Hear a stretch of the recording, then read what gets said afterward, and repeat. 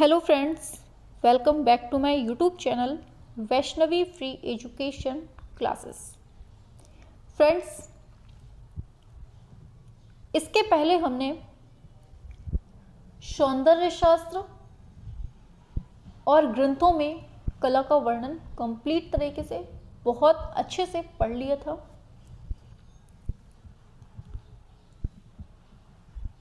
सारी चीज़ें एक एक पॉइंट क्लियरली देखे थे हमने। और आज हमें जो पढ़ना है वो है संयोजन के सिद्धांत, परिप्रेक्ष्य, माध्यम व तकनीक और ग्राफिक कला। ठीक है, तो आज हमें इसके बारे में देखना है। ठीक है, तो इसके पहले जो क्लास हुई थी उसमें हमने आपको बता दिया था पहले से ही कि कौन सा टॉपिक चलेगा। संयोजन के सिद्धांत, परिप्रेक्ष्य, माध्यम और तकनीक और ग्राफिक कला। ठीक है, आज हमारी 11वीं क्लास है। इसके पहले हमने 10 क्लासें बिल्कुल कंप्लीट तरीके से, धुआंधार तरीके से कंप्लीटली देख ली थी। जिसने ये जो 10 क्लासें हो गई हैं, देखिए सबसे पहली बात कि ये जो क्लासें चल रही हैं हमारी फ्री हैं। ठीक है, फ्री है और यहाँ पर आपको complete A to Z course करवाया जाएगा। कोई भी एक पैसा चार्ज नहीं होगा और डेली जो अपनी क्लास चलती है वो शाम को 3 बजे चलती है। तो सभी लोगों को फ्री क्लास में 3 बजे शाम को जुड़ना है, जिसमें हम कंप्लीट कोर्स करवाएंगे A to Z। ठीक है, और जिसने अभी तक ये 10 क्लासें ना देखी हो तो आप एक काम करिएगा, नीचे डिस्क्रिप्शन बॉक्स पर जाइएगा तो वहाँ पर आपको प्लेलिस्ट मिलेगी, आपको लिंक मिलेगी एक, और वो लिंक किस नाम से होगी? TGT, PGT, LT grade art A to Z complete course, इस नाम से लिंक डली होगी। आप वहाँ पर जाकर टच करेंगे तो आपको ये प्लेलिस्ट खुल जाएगी, जिसमें आपको पूरी 10 वीडियो, 10 क्लासें मिल जाएंगी। ठीक है, वहाँ से जाकर कंप्लीट आप लोग पढ़ लीजिएगा।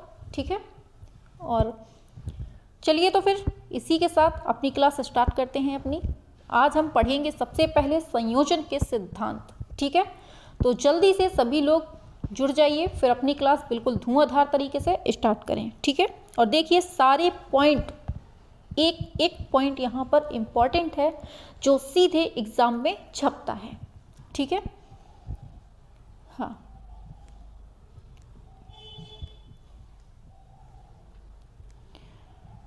चलिए सभी को गुड इवनिंग, सभी को गुड आफ्टरनून। चलिए, शाबाश, चलिए चलिए जल्दी से, हाँ चलिए अब स्टार्ट करते हैं अपनी बिल्कुल से धुआंधार क्लास। ठीक है, तो सबसे पहले आज हमें जो देखना है यहीं से स्टार्ट कर देते हैं। तो सबसे पहले जो हमें देखना है आज वो है संयोजन के सिद्धांत। क्या देखना है हमें? सबसे पहले संयोजन के सिद्धांत पढ़ना है। हेडिंग डालिए, संयोजन के सिद्धांत के विषय में देखेंगे। ठीक है, अरे संयोजन के सिद्धांत। ठीक है, चलिए ये अपनी बड़ी सी हेडिंग हो गई। अब इधर पर हमें जो देखना है सबसे पहले,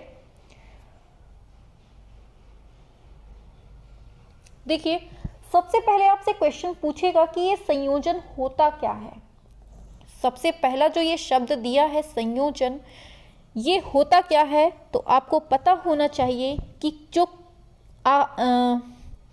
जो कोई कला की आकृति होती है, इसके आंतरिक तत्व को, कोई कला की आकृति है उसके आंतरिक तत्व को क्या कहते हैं? संयोजन कहते हैं। तो लिखिए, कलाकृति, किसी भी कला की आकृति मतलब कलाकृति के आंतरिक तत्वों की, कलाकृति के आंतरिक तत्वों की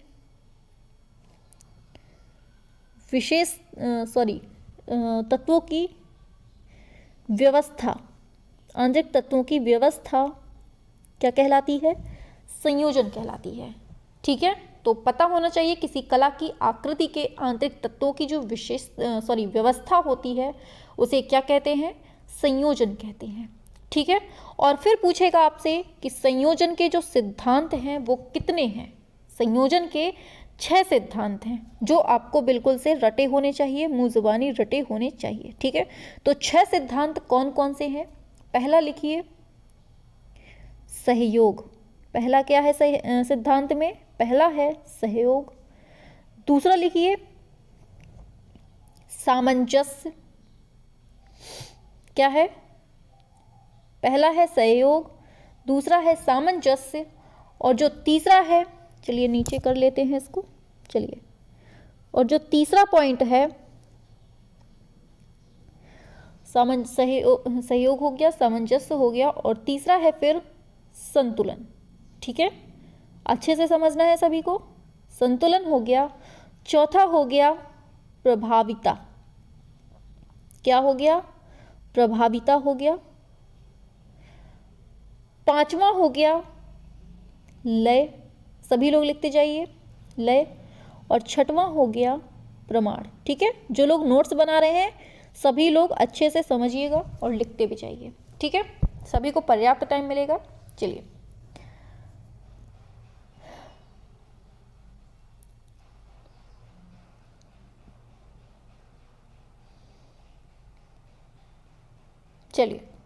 आगे बढ़ते हैं अब। ठीक है, आगे चलते हैं। ये 6 तत्व तो आपने देख लिए, कौन कौन से, रिवाइज करवा देते हैं। सहयोग, सामंजस्य, संतुलन, प्रभाविता, लय, प्रमाण। ठीक है, तो ये आप लोगों ने देख लिया। कलाकृति के आंतरिक तत्वों की विशेष व्यवस्था को क्या कहते हैं, संयोजन कहते हैं। ठीक है, यहाँ तक किसी को समस्या नहीं होगी। चलिए आगे देखते हैं। तो आगे आपसे क्या पूछा जाएगा, आगे आपसे पूछा जाएगा पॉइंट कि दृष्टिगत भार का संबंध किस तत्व से होता है। दृष्टिगत भार का संबंध जो है ये किससे होता है, ये आपको बताना है। फिर दूसरा पूछेगा कि लय किसे कहते हैं। ठीक है, तो पहले का आंसर हम आपको बता देते हैं। जो पहला हमने आपको लिखा दिया है, दृष्टिगत भार का संबंध जो होता है ये संतुलन से होता है, याद रखना है। ठीक है, किससे होता है दृष्टिगत भार का, तो ये संतुलन से संबंधित होता है। ठीक है, दूसरा बोल रहा है लय किसे कहते हैं, तो बहुत अच्छे से समझिएगा। सामंजस्यपूर्ण अवयवों की पुनरावृत्ति से उत्पन्न जो निरंतरता होती है, यही देता है, यही वर्ड देता है एग्जाम में। ठीक है, इसको हम लिखवा देते हैं, तो लिखिएगा सामंजस्यपूर्ण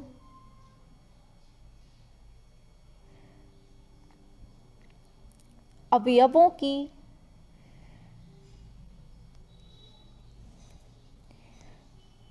पुनरावृत्ति, यही शब्द देगा एग्जाम में। ठीक है, तो इनको याद कर लीजिएगा। पुनरावृत्ति से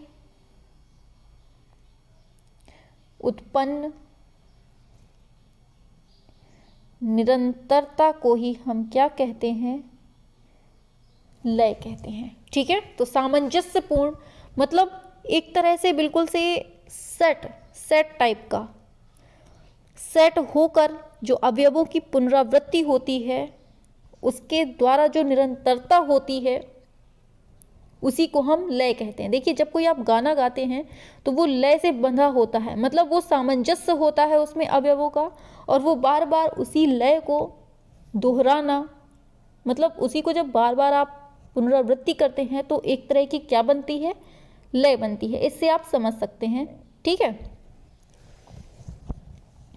तो देखिए लय के बारे में एक और पॉइंट आता है, आप लोग लिखिएगा। इसके बारे में पूछा जाता है कि सभी कलाओं में संयोजन का समान तत्व कौन सा होता है।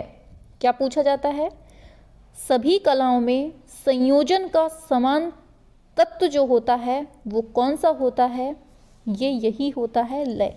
ठीक है, संयोजन का समान तत्व लिख देते हैं,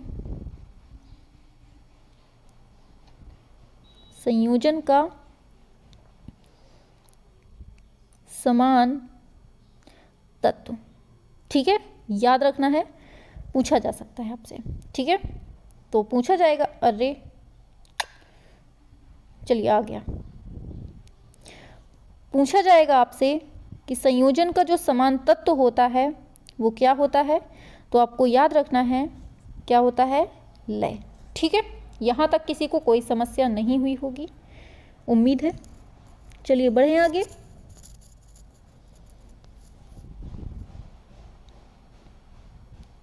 चलिए आगे चलते हैं। चलिए तो देखिए हमने अभी क्या पढ़ा, हमने कलाकृति के आंतरिक तत्वों की विशेषता को संयोजन कहते हैं ये बता दिया, फिर उसके जो 6 सिद्धांत हैं वो बता दिए, फिर दृष्टिगत भार का संबंध किससे होता है, संतुलन से होता है, लय बता दिया हमने, ठीक है। अब चलते हैं आगे। तो आगे पूछा जाएगा आपसे, आगे आपसे पूछा जाएगा कि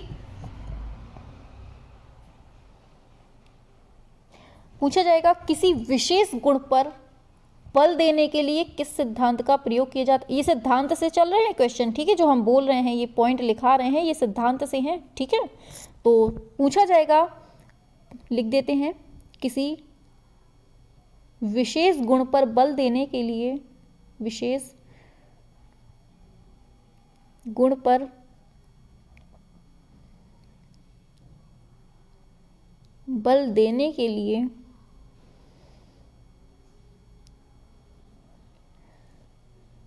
किस सिद्धांत का प्रयोग किया जाता है, बताना है।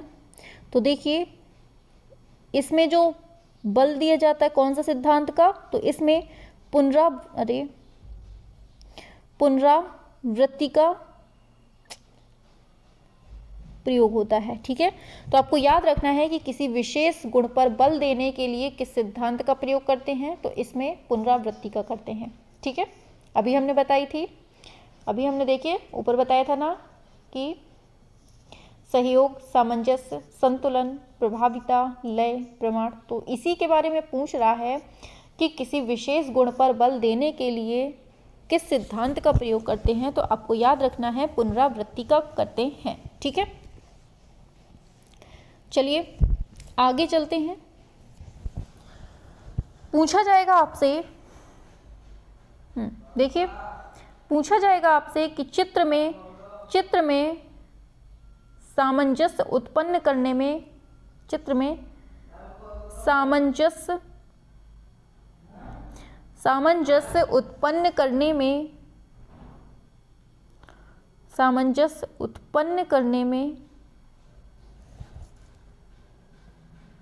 कौन सा तत्व सहायक नहीं है, कौन सा तत्व सहायक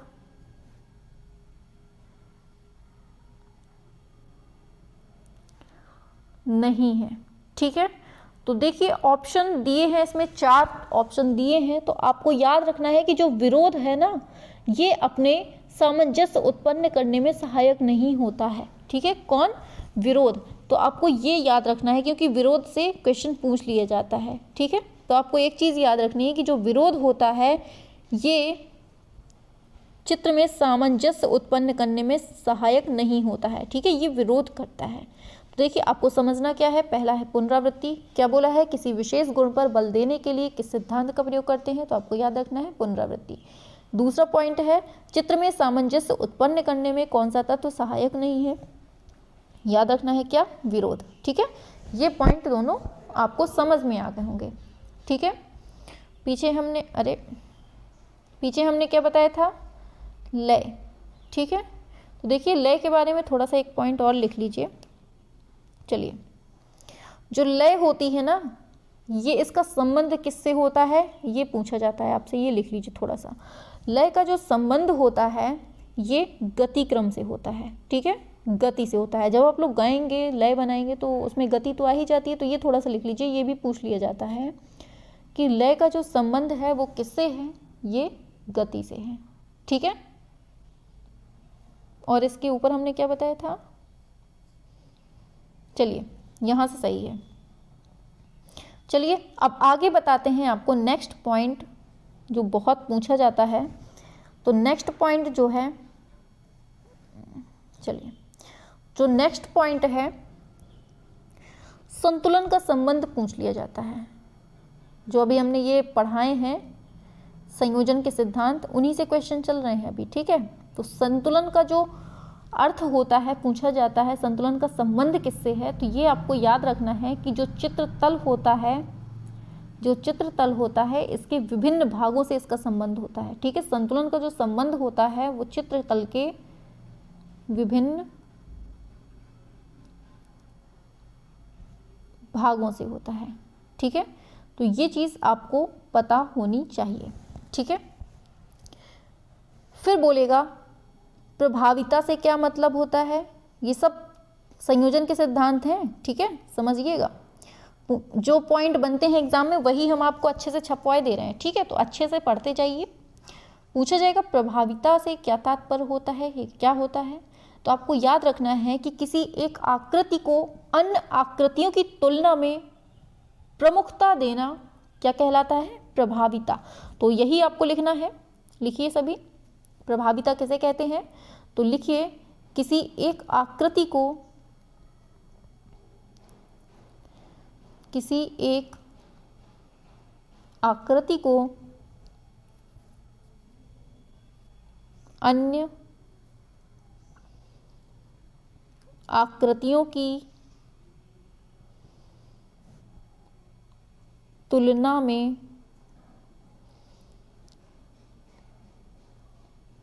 प्रमुखता देना क्या कहलाता है, प्रभाविता, ठीक है। यहाँ तक किसी को समस्या नहीं हुई होगी, उम्मीद है। चलिए आगे चलते हैं।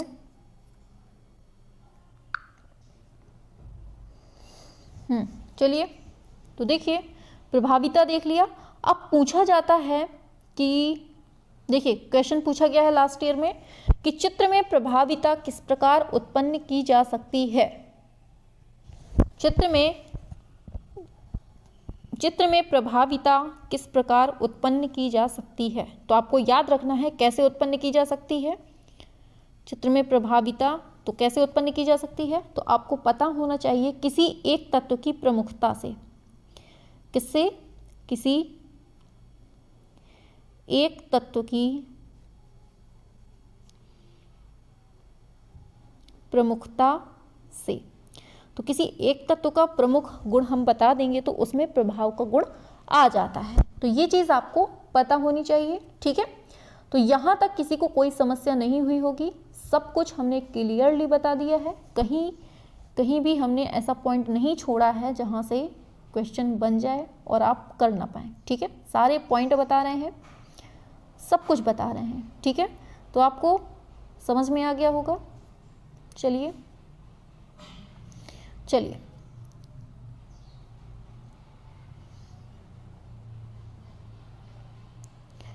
चलिए गुड, शाबाश। चलिए देखिए आगे आगे चलते हैं। तो पूछा जाएगा, अभी ये हम बता दें फिर और अच्छे से समझा देंगे एक बार, ठीक है। थोड़ा सा पॉइंट लिख लीजिए फिर हम अच्छे से समझाते हैं आपको। फिर पूछा जाएगा आपसे सादृश्य का मतलब क्या होता है। सादृश्य का मतलब क्या होता है, तो आपको पता होना चाहिए कि आकृति में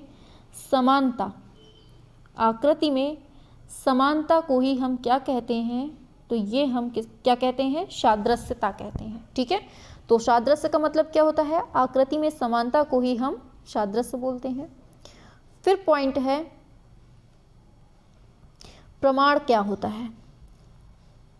प्रमाण क्या होता है, तो ये देख लीजिए, किसी भी वस्तु अथवा आकृति की जो माप स्वतंत्र रूप से की जाती है उसको क्या कहते हैं, प्रमाण कहते हैं। ये चीज़ हम पहले पढ़ा चुके हैं लेकिन एक बार फिर से देख लीजिए, ठीक है। ये सब इसके अंतर्गत भी आ जाते हैं ना, ठीक है। तो किसी भी वस्तु या आकृति की माप स्वतंत्र रूप में प्रमाण कहलाती है। ये चीज़ आपको पता होनी चाहिए। तो पूछा जाएगा प्रमाण क्या है, तो किसी भी वस्तु या आकृति की माप स्वतंत्र रूप में क्या कहलाती है, प्रमाण कहलाती है। ये चीज़ पता होनी चाहिए। फिर है सादृश्य क्या है, तो ये आकृतियों में समानता को ही हम सादृश्य बोलते हैं। ठीक है, यहाँ तक किसी को कोई समस्या नहीं हुई होगी, बहुत क्लियरली बताया है। ठीक है, हाँ। और प्रमाण को एक तरह से और बता सकते हैं कि जैसे हम अनुपात निकालते हैं ना, यही तो है माप, है ना, तो अनुपात निकालने में भी प्रमाण का यूज होता है। ये चीज़ पढ़ लीजिए। ठीक है, तो देखिए हमने क्या पढ़ा, अब हम आपको डिटेल में बताते हैं। अभी तक हमने केवल छपवा दिया है। चलिए, तो पहले हमने जो बताया है कि संयोजन क्या होता है, सबसे पहले रुक जाइए, हम कलर चेंज कर लेते हैं। ठीक है, अच्छे से फिर समझाएं। हाँ, ग्रीन कलर करते हैं। चलिए, तो क्या बताया है हमने कि संयोजन के जो सिद्धांत हैं, सबसे पहले संयोजन शब्द क्या है, तो कलाकृति के आंतरिक तत्वों की जो व्यवस्था होती है उसको हम क्या कहते हैं, संयोजन कहते हैं। ठीक है, यहाँ तक किसी को कोई समस्या नहीं हुई होगी। फिर आगे बढ़ते हैं, तो इन्होंने जो 6 सिद्धांत दिए हैं इनके बारे में हम आपको अच्छे से डिटेल में बताते हैं। ठीक है, पहला है सहयोग। क्या है पहला सिद्धांत, कितने सिद्धांत दिए हैं, तो कितने दिए हैं, 6 सिद्धांत दिए हैं। ठीक है, चलिए, तो सहयोग के बारे में हम बात करते हैं। तो देखिए, सहयोग का जो अर्थ होता है, किसी सहयोग के बारे में बात कर रहे हैं। ठीक है, समझिएगा, सहयोग का अर्थ है किसी चित्र के विभिन्न तत्वों में अनुभूति, एकता, समानता तथा एक प्रकार का संबंध जो समस्त संयोजन को एकता के सूत्र में बांधे रखता है। क्या याद रखना है, अच्छा चलिए लिखिए हेडिंग। ठीक है, हेडिंग डाल लीजिए सहयोग, हम आपको बोल देते हैं। ठीक है, जो नोट्स बना रहे हैं आप लिख लीजिए। शुरू करते हैं बोलना। सहयोग हेडिंग डालिए, पहले जो पॉइंट लिखा है वो तो लिखे रहिए, हम आपको ये अच्छे से लिखवा देते हैं। ठीक है, 6 जो पॉइंट हैं लिखवा देते हैं।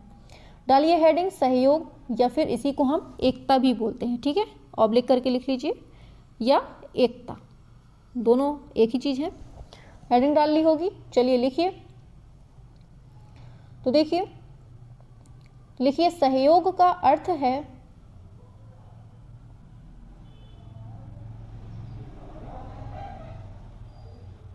सहयोग का अर्थ है किसी चित्र के विभिन्न तत्वों में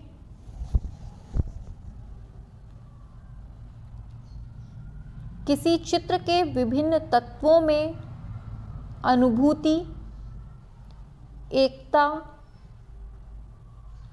समानता तथा एक प्रकार का संबंध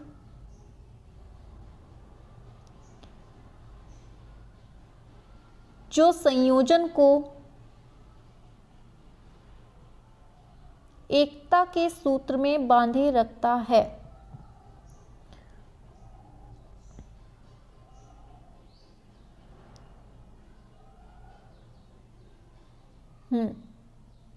लिख गया होगा।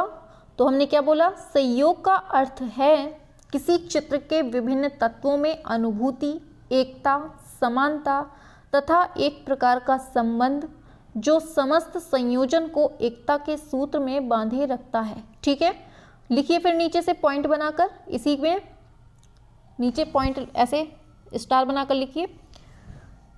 चित्र के विभिन्न तत्वों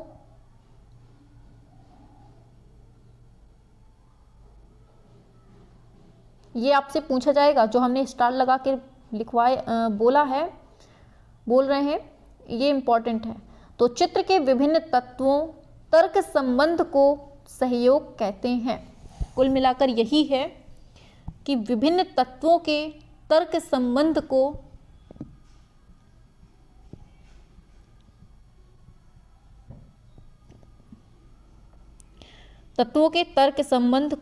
क्या कहते हैं, सहयोग कहते हैं। ठीक है, ये चीज़ आपको याद रखनी है। नीचे लिखिए फिर अगली लाइन से, इसका मुख्य कार्य संयोजन को बिखराव से बचाना है।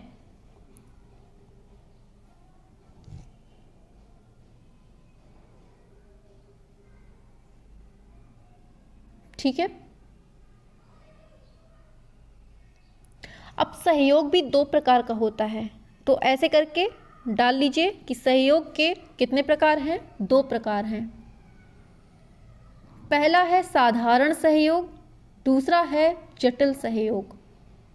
बस इतना डाल लीजिए।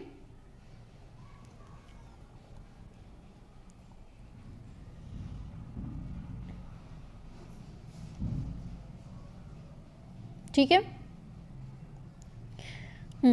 अब यहां से आगे बढ़ते हैं। दूसरी हेडिंग आपको डालनी है लय। दूसरी हेडिंग आपको डालनी है लय, जिसे हम प्रवाह कहते हैं, जिसे हम प्रवाह कहते हैं और क्या कहते हैं, गति कहते हैं। ठीक है, प्रवाह और गति दोनों कहते हैं। ठीक है, इसमें लिखना है आपको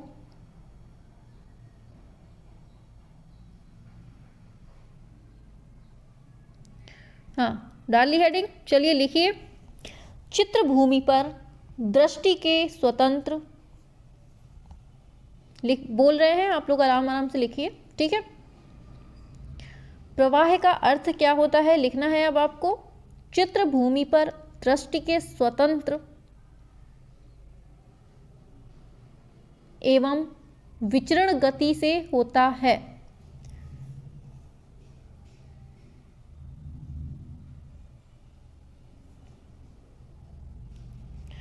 फिर लिखिए,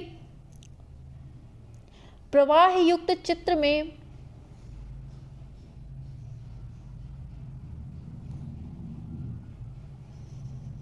प्रवाह युक्त चित्र में नेत्र को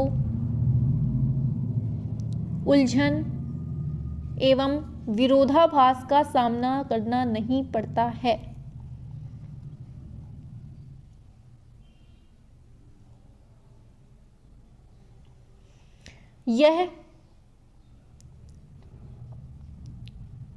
यह प्रवाह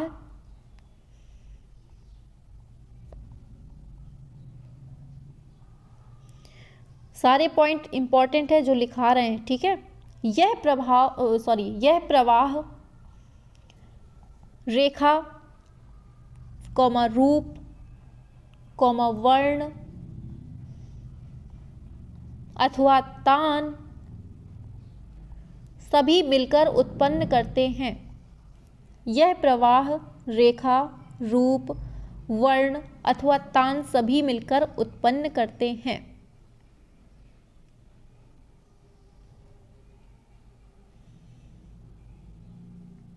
लिख गया होगा। चलिए, तो ये हमने पढ़ लिया लय के बारे में, जितना हमसे पूछा जा सकता है वो हमने लिखवा दिया है। ठीक है, फिर तीसरा, अच्छा ठीक है, इसके प्रकार भी तो लिख लीजिए, प्रकार बचे इसके डालिए 3 प्रकार होते हैं।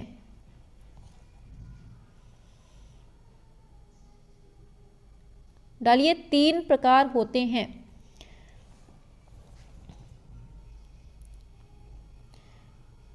पहला होता है सरल गति,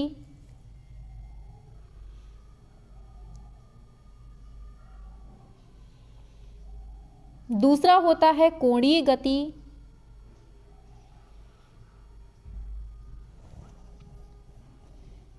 तीसरा होता है लहरदार गति।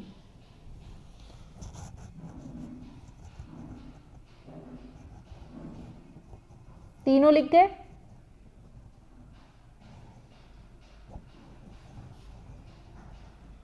तो सरल गति हमने आपको इसके पहले जो क्लास हुई थी, पिछली क्लासों में बताया था कि एक बिंदु से दूसरे बिंदु तक जाने वाली सरल गति होती है।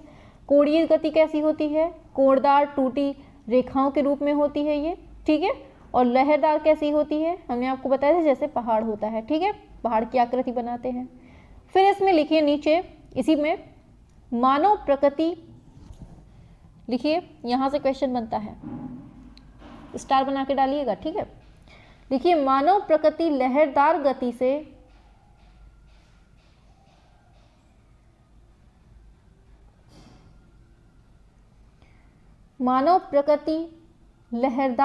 से आनंद की अनुभूति प्राप्त करती है। अनुभूति प्राप्त करती है।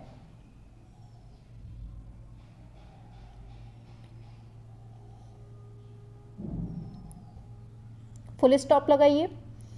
फिर लिखिए लहरदार रेखाएं कोणीय रेखाओं से अधिक तेज गति का अभाव देती हैं।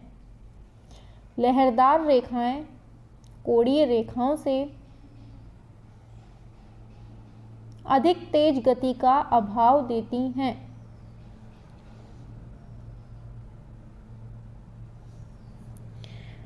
ठीक है, यहां से क्वेश्चन बनता है। ठीक है, तो याद रखना है। तो यहां ये हो गया लय के बारे में। अब तीसरी हेडिंग डालनी है आपको प्रमाण के बारे में। अब इसके बाद डालिए हेडिंग प्रमाण, एक एक करके लिखवा रहे हैं धीरे धीरे। ठीक है, अब डालना है प्रमाण के बारे में। ठीक है, डालिए प्रमाण हेडिंग।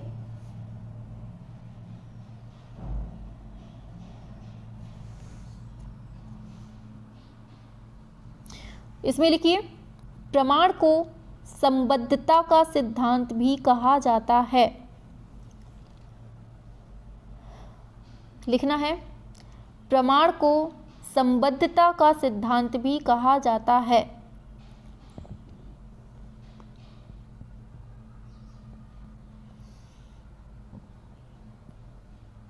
क्या कहा जाता है? संबद्धता का सिद्धांत। ठीक है, कोष्टक में लिख लीजिए लॉ ऑफ लेसेंस, इंग्लिश भी पूछ सकता है। लॉ ऑफ लेसेंस कहते हैं। ठीक है, और फिर लिखिए इसका नहीं, ये लिखिए यह आकृति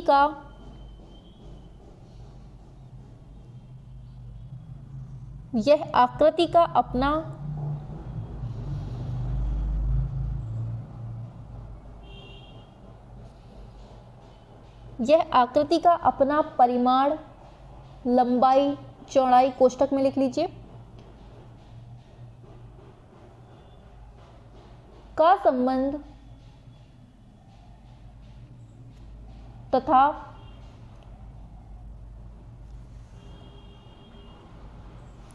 सभी आकृतियों का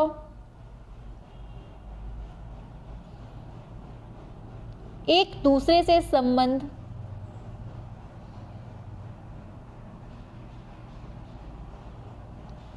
चित्र रंग में संबंधित रहता है। ठीक है, समझ में आ गया होगा।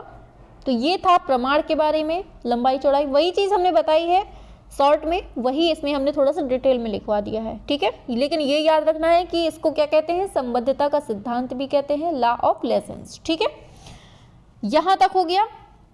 आगे बढ़ते हैं संतुलन के बारे में। डालिए हेडिंग, अब डालिए हेडिंग संतुलन।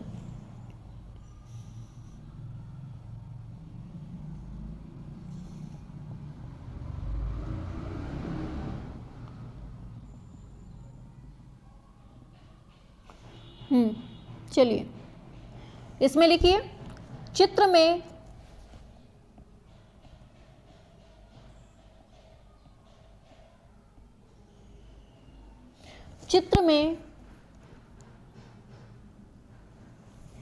वर्ण के बड़े क्षेत्र का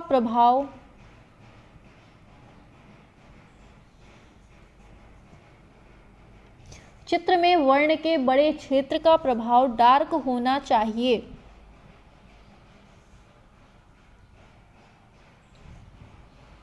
ये पॉइंट है, पूछा जाता है। ठीक है, तो चित्र में वर्ण के बड़े क्षेत्र का प्रभाव डार्क होना चाहिए तथा छोटे क्षेत्र का प्रभाव लाइट होना चाहिए। लिखिए सभी लोग, हम बोल रहे हैं, लिखिए,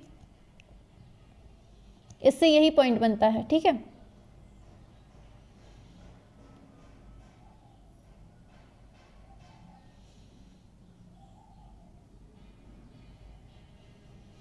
हो गया।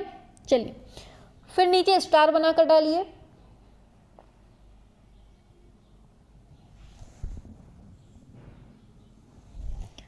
स्टार बनाइए, यहां से क्वेश्चन बनेगा। ठीक है, लिखिए विस्तृत क्षेत्र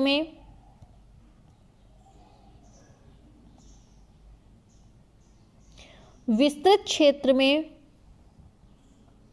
ठंडे रंगों का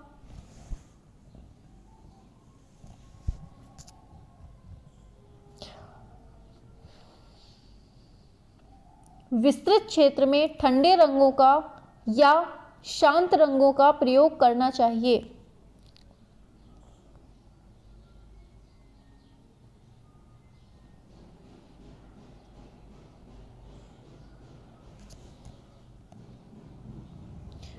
क्योंकि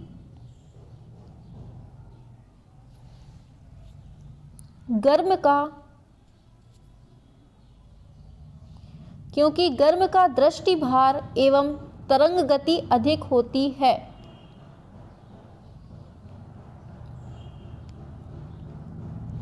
क्योंकि गर्म का दृष्टि भार एवं तरंग गति अधिक होती है। ठीक है, तो ये जो स्टार बनाया है इससे क्वेश्चन जरूर पूछेगा। ठीक है, रट लेना है, जितने पॉइंट लिखा रहे हैं बहुत अच्छे से पढ़ना है। ठीक है, अब नेक्स्ट डालिए। नेक्स्ट पॉइंट आता है प्रभाविता। ठीक है, इसके बारे में लिखिए। हम बोल रहे हैं, आप लोग लिखिए, क्योंकि यहां से क्वेश्चन बनते हैं इसलिए हम आपको अच्छे से लिखवाए दे रहे हैं। ठीक है, क्या डाला आपने? प्रभाविता। तो लिखिए प्रभाविता के बारे में, डालिए, हेडिंग डाल ली होगी। चलिए लिखिए। चलिए लिखिए। चित्र में प्रभाविता का तात्पर्य, चित्र में प्रभाविता का तात्पर्य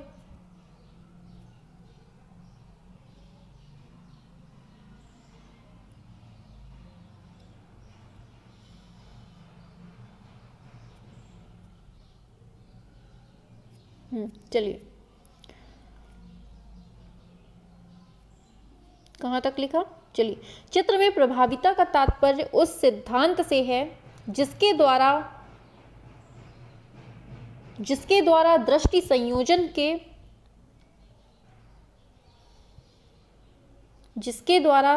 संयोजन के सर्वाधिक महत्वपूर्ण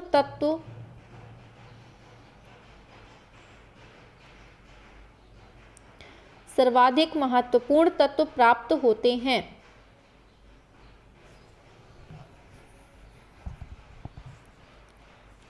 तथा उनके पश्चात महत्व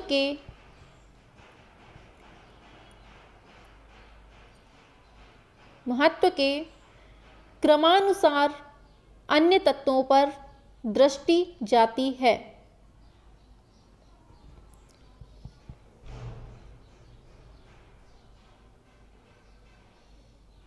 फिर नीचे लाइन से लिखिए। जब भी चित्र रचना में दृष्टि भ्रम को महत्व दिया जाता है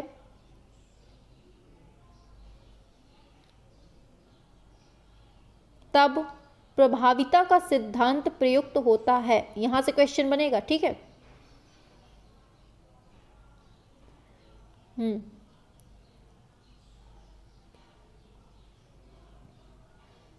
फिर लिखिए। प्रत्येक सफल आकृति में एक आकर्षण केंद्र अवश्य होना चाहिए। प्रत्येक सफल आकृति में एक आकर्षण केंद्र अवश्य होना चाहिए।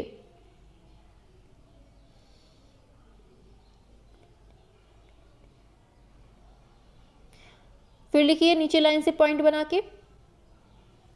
दर्शक की दृष्टि को आकर्षित करने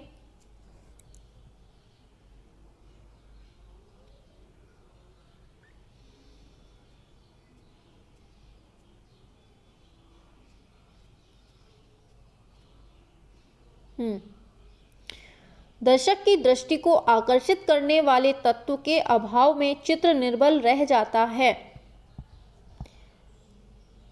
तत्व के अभाव में चित्र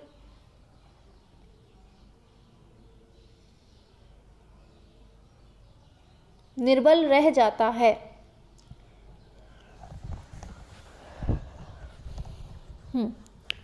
ठीक है, तो यहां से ये हमने पूरे बता दिए।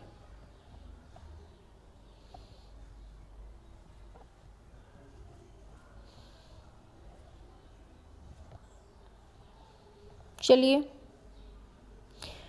अब आता है सामंजस्य। तो देखिए सामंजस्य से क्वेश्चन ज़्यादा नहीं बनता है, ठीक है।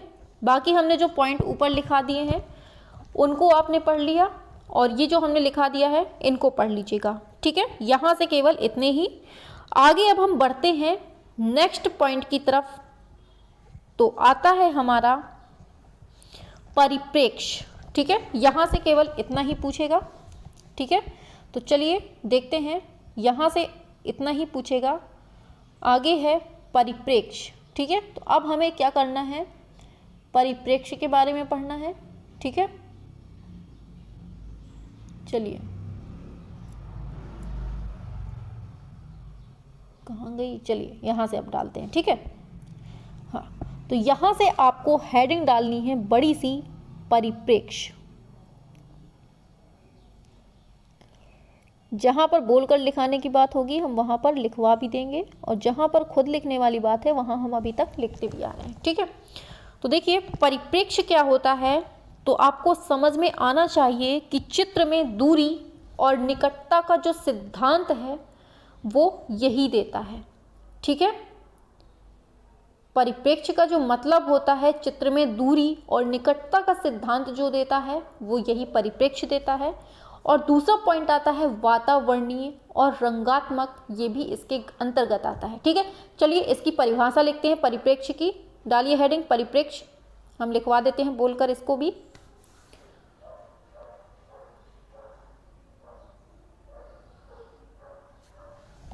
लिखिए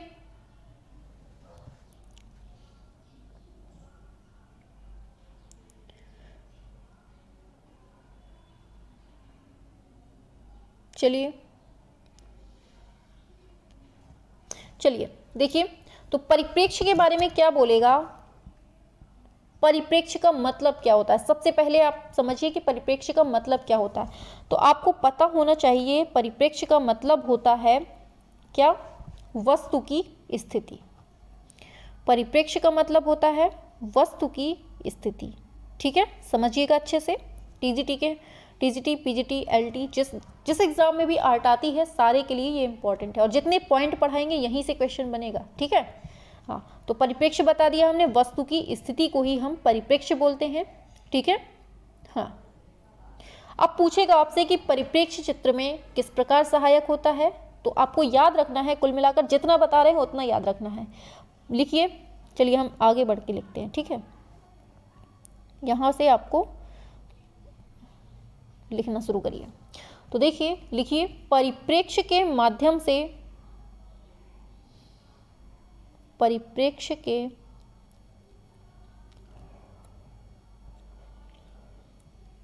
माध्यम से द्विआयामी धरातल पर वस्तुओं का चित्र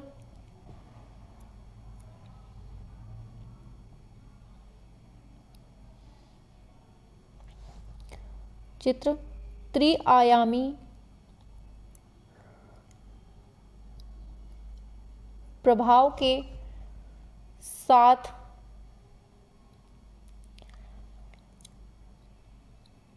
दर्शाया जा सकता है, ठीक है। तो यहां से समझ में आ गया होगा कि ये है क्या। तो देखिए परिप्रेक्ष्य का सबसे पहले अर्थ क्या होता है, वस्तु की स्थिति होती है, ठीक है। अब देखिए ये क्या कह रहा है कि अगर हमें कोई भी वस्तु क्या कहते हैं 2 डायमेंशनल में दिख रही है, तो परिप्रेक्ष्य के माध्यम से हम क्या करते हैं, उसकी ऐसी स्थिति बना देते हैं कि वो 2 डायमेंशनल जो दिख रही थी वो हमें 3 डायमेंशनल दिखने लगती है, ठीक है। बस यही है अपना परिप्रेक्ष्य, ठीक है। समझ में आ गया होगा। तो देखिए इसके अर्थ में हमसे एक पॉइंट पूछा जाता है, कि स्थिर बिंदु क्या है। पूछा जाता है स्थिर बिंदु क्या है, तो आपको पता होना चाहिए स्थिर बिंदु क्या होता है। चलिए बताते हैं स्थिर बिंदु के बारे में। तो देखिए, लिखिए जिस स्थान पर खड़े होकर कलाकार दृश्य को देखता है, जिस स्थान पर खड़ा होकर कलाकार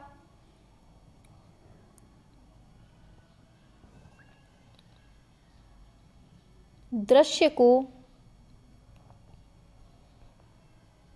देखता है उसे हम क्या कहते हैं? स्थिर बिंदु कहते हैं। ठीक है, ये समझ लीजिए। फिर देखिए एक और बिंदु होता है, वो भी आप समझ लीजिए। दूसरा है अदृश्य बिंदु।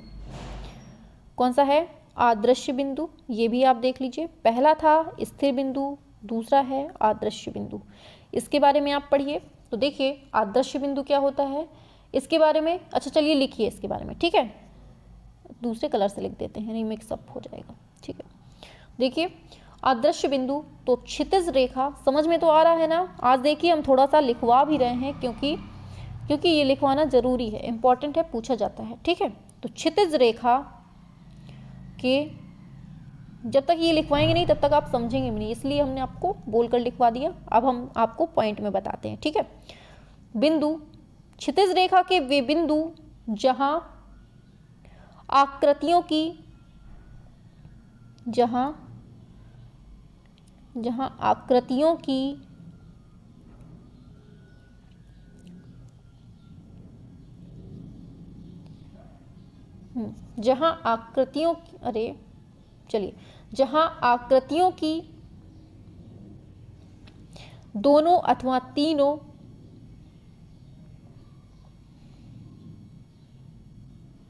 दोनों अथवा तीनों ओर की सीमा रेखाएं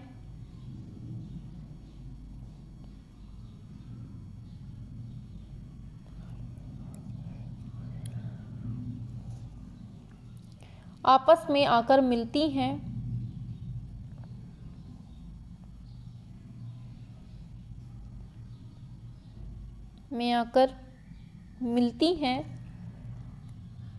उसी को हम क्या कहते हैं? अदृश्य बिंदु। ठीक है, समझ में आ गया होगा। बहुत क्लियरली बताया है कि क्षितिज रेखा के वे बिंदु जहां आकृतियों की दोनों अथवा तीनों ओर की जो सीमा रेखाएं आकर मिलती हैं, कोई भी आकृति है जिस पॉइंट से जो रेखाएं गई हुई होती हैं उसी को हम क्या कहते हैं? अदृश्य बिंदु कहते हैं। ठीक है, चलिए आगे चलते हैं। फिर आपसे पूछा जाएगा दृष्टिपथ किसे कहते हैं। यहां से सीधे सीधे क्वेश्चन पूछते हैं, वही हम पढ़ाएंगे आपको। ठीक है, फालतू की थ्योरी लिखवाने से कोई मतलब नहीं है। पूछा जाएगा, अरे ये क्या लिख दिया हमने, दृष्टिपथ किसे कहते हैं। ठीक है, सीधे सीधे दृष्टिपथ किसको कहते हैं? तो आपको याद रखना है स्थिर बिंदु को दृष्टि बिंदु से मिलाने वाली रेखा। समझिएगा, स्थिर बिंदु को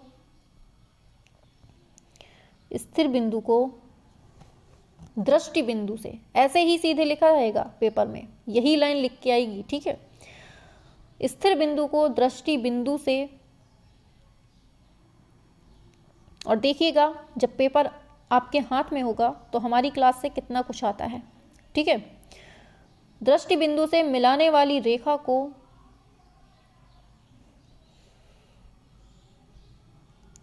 क्या कहते हैं? दृष्टिपथ कहते हैं। क्या कहते हैं? दृष्टिपथ कहते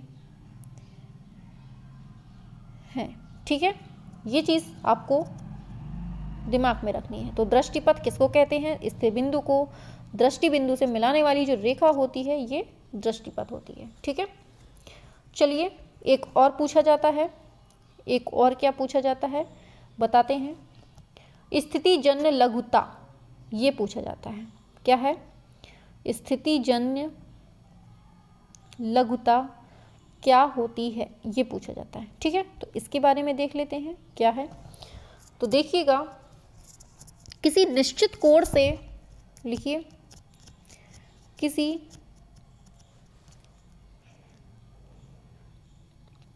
निश्चित कोण से वस्तु को देखने पर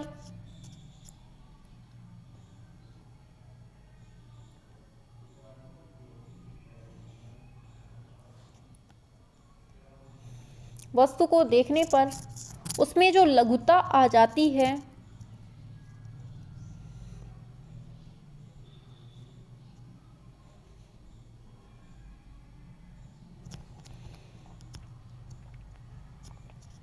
आ जाती है उसे क्या कहते हैं, स्थितिजन्य लघुता कहते हैं। ठीक है, ऐसे ही आपके एग्जाम में आएगा, दे देगा क्वेश्चन, किसी निश्चित कोण से वस्तु को देखने पर उसमें जो लघुता आ जाती है उसे क्या कहते हैं। तो 4 ऑप्शन दिए होंगे जिसमें से सही क्या होगा, स्थितिजन्य लघुता। ठीक है, यहाँ से किसी को कोई समस्या नहीं होगी क्योंकि सारे पॉइंट बहुत अच्छे से क्लियर करवाए हैं। ठीक है, और चलिए आज थोड़ा सा ओरल जो नोट्स नहीं बना रहे थे उनको थोड़ी सी समस्या आ रही होगी क्योंकि आज मैं थोड़ा सा लिखवा भी रही हूँ जो नोट्स बना रहे हैं उनके लिए।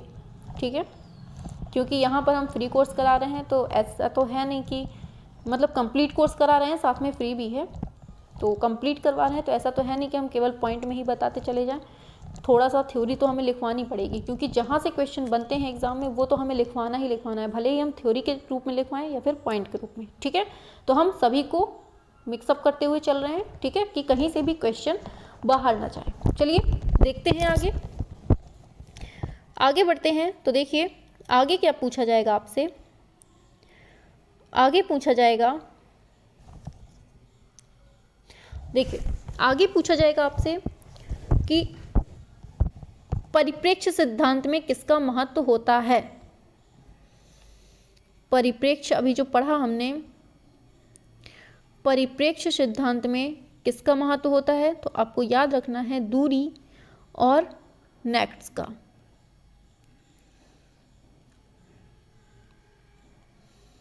दूरी और नेक्ट का। ठीक है, तो इनका जो प्रयोग होता है, महत्व होता है किसमें, परिप्रेक्ष्य में। ठीक है, परिप्रेक्ष्य सिद्धांत में। फिर पूछा जाएगा आपसे कि एक मकान का अंकन, ये लिखिए, ये बहुत पूछा जाता है, बहुत ज़्यादा इम्पोर्टेंट है। ठीक है, पूछा जाएगा एक मकान का अंकन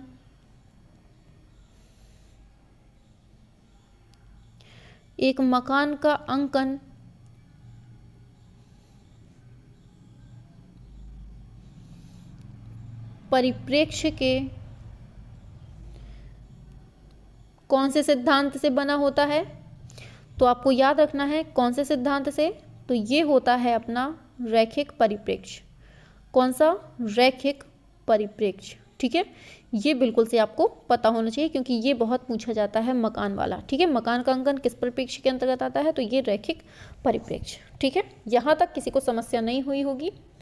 ठीक है, तो देखिए अब इसके आगे जो हम कल पढ़ाएंगे मध्यम व तकनीक तथा ग्राफिक कला। ठीक है, जहाँ से क्वेश्चन बहुत ज़्यादा पूछते हैं। यहाँ से जो संयोजन के सिद्धांत थे, जितने पॉइंट बनते थे, थोड़े कम बनते थे, जितने भी बनते थे सारे हमने आपको छपवा दिए हैं। ठीक है, यही से क्वेश्चन पूछेगा, इससे बाहर नहीं पूछेगा। ठीक है, और जो अब हमें कल पढ़ना है, कल हम बताएंगे माध्यम व तकनीक और ग्राफिक कला। ठीक है, यहाँ से क्वेश्चन बहुत ज़्यादा पूछता है और काफ़ी इम्पॉर्टेंट है। ठीक है, तो यहाँ से हम पॉइंट टू पॉइंट पढ़ाते चलेंगे, सभी लोगों को समझाते हुए चलेंगे। ठीक है, क्योंकि यहाँ से जो क्वेश्चन पूछता है बहुत ज़्यादा पूछता है और सारे हम पॉइंट में बताएंगे, सारे के सारे यहीं से क्वेश्चन फंसेंगे। ठीक है, इससे बाहर नहीं जाएंगे। चलिए तो फिर कल मिलते हैं क्लास में। ठीक है, 3 बजे। चलिए।